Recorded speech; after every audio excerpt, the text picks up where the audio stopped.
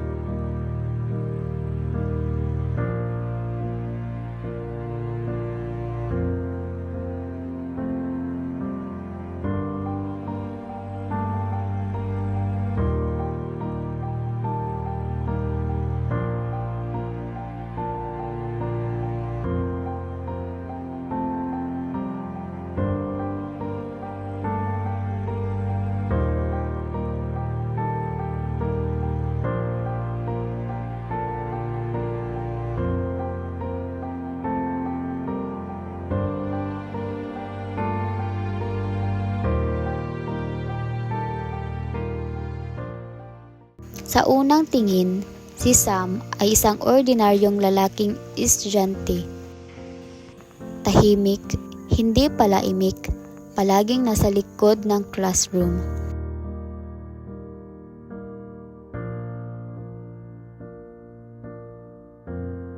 Pero sa loob niya, may tinig na hindi tugma sa katawang ibinigay sa kanya mula pagkabata.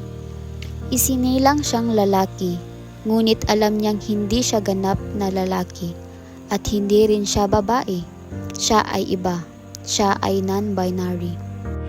Araw-araw, bukan niyang umakma. Nakapantalon, nakasapatos, buhok ay ayon sa pamantayan. Pero sa bawat pagsuot ng uniforme, pakiramdam niya ay para siyang may suot na balat na hindi sa kanya. Bawat bro o kuya na naririnig niya parang patalim na paalala na hindi siya nakikita sa kung sino talaga siya. Tahimik lang si Sam sa klase. Hindi siya pansinin, pero sa loob ng kanyang isip may boses na paulit-ulit nagtatanong, bakit hindi ako pwedeng maging ako?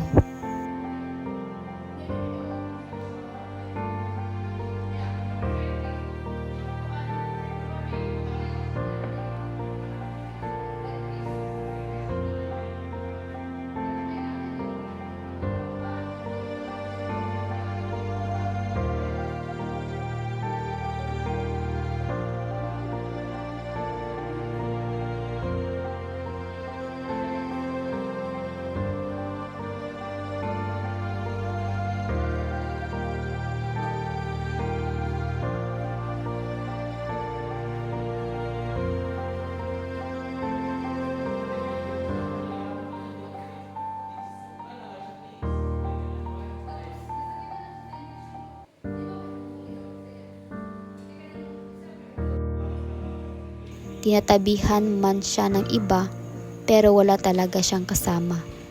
Kasi wala rin siyang masabihan. Paano mo nga naman ipapaliwanag sa mundo na hindi ka lalaki, pero hindi ka rin babae?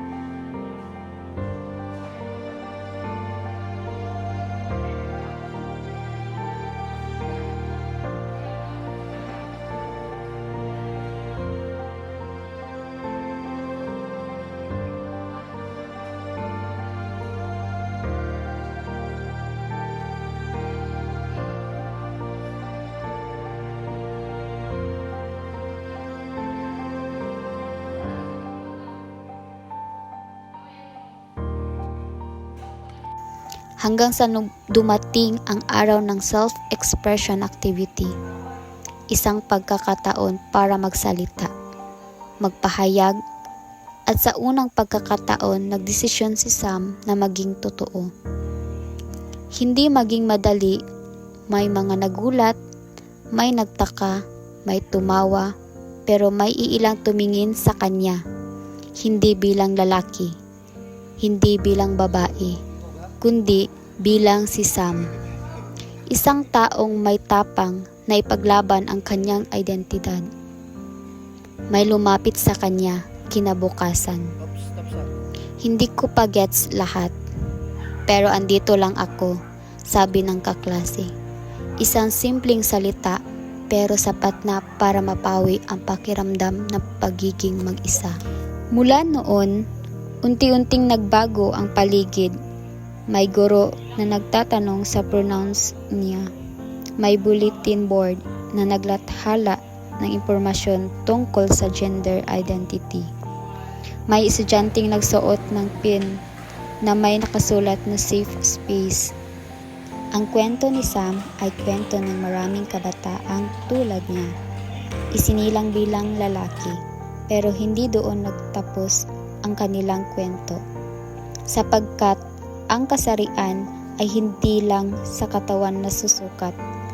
Ito'y damdamin, pagkakailanlan, at katotohanan. Hindi niya piniling maging non-binary. Pinili lang niyang maging totoo. At sa mundong puno ng ingay at panghuhusga, minsan sapat na ang isang tinig, isang Sam na magsasabing, Ako ay ako.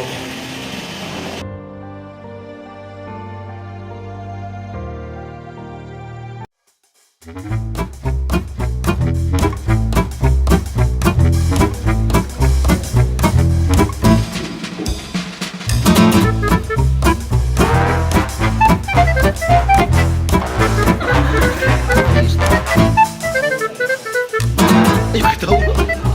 Guys, let's go. Uy, gano'n na ba kanya?